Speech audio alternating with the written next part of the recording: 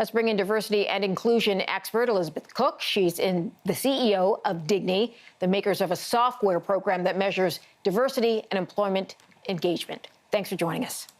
My pleasure. Thank you. So what stood out for you in this announcement? Well, once how bold it is that Elliot's come out. He's articulated very well how there's a sense of being really fragile and vulnerable, as well as joyous in announcing their transition. And I think what it will do is it will give a lot of Canadians a name to attach to what it means to be trans and what part of that experience looks like. Yeah, tell me a little bit more about that, because I'm sure when you have someone who is as high profile as Elliot is, there's automatically some sense of belonging. Yeah, I mean, I think we were all really pleased to have Page as a Canadian in, some of the high-profile films that they've been in, and I think what it will do is it will give us a little bit of insight into what their experience is like. We already feel attached to this person as a famous Canadian, so now we'll be able to understand a little bit more about what the name change means, about what it means to change their pronouns, to be able to be respected as the individual that they are, and to have that level of acceptance. If you think back 20, 30 years ago, we didn't have that many gay or lesbian famous people or people coming out. Most Canadians wouldn't have known that many gay or lesbian people, but now we do, and it's really commonplace. And I think we're starting to see that switch with folks that identify as trans. So, Elisabeth, explain to me about the use of the name Elliot Page. He will no longer use that name. Why? What are the reasons behind that? It's often referred to as dead naming somebody, and it's part of an identity that a particular individual doesn't feel attached to anymore.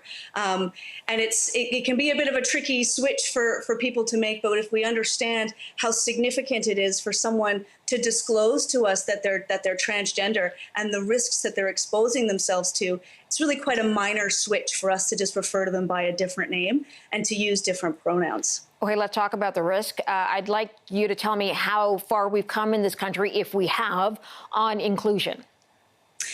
Yeah, well, I mean, I often say inclusion is a journey. We're not necessarily at the end point. We've seen trans people across Canada be explicitly protected under human rights law, both federally and across provinces and territories, and that's been a really positive change. And instead of just explicitly including them as a protected class of people, we're now seeing it explicitly. So just like we protect Indigenous folks with disabilities, and people of various sexual orientations, we protect gender identity as well. And part of that switch, and that switch in our culture and understanding how to accept people for who they are and respecting them and their very sense of dignity, comes with understanding who it is, what their experience is. And Elliot's done a really lovely job of articulating some of that experience in the posts that they've shared on Twitter today, and recognizing that Elliot is also in a position of privilege compared to some of their peers. So more broadly, how are we doing in the workplace as far as protecting rights and making sure that we're being inclusive? Well, legally, we have those rights protected, but whether people feel comfortable coming forward with any claims of discrimination or harassment is unfortunately another matter. It can be really challenging to have to, put your hand up and articulate that something is harassment or discrimination. And when it comes to our income, nobody wants to have that stop suddenly. So people can be really, really concerned about raising any kind of issues that they might have. But I think the more we have acknowledgement and understanding and broad acceptance of what it means to be a trans or gender variant person, we will see more welcoming workplaces. And that's certainly something to look for in Elliot Page's career moving forward, about what that means around any roles that they have or jobs that they may have moving forward. Yeah. Elisabeth Cooke, I've got to leave the conversation there. I'm out of time, but thank you for your time. Thanks for joining us on the program. Pleasure's mine. Thank you.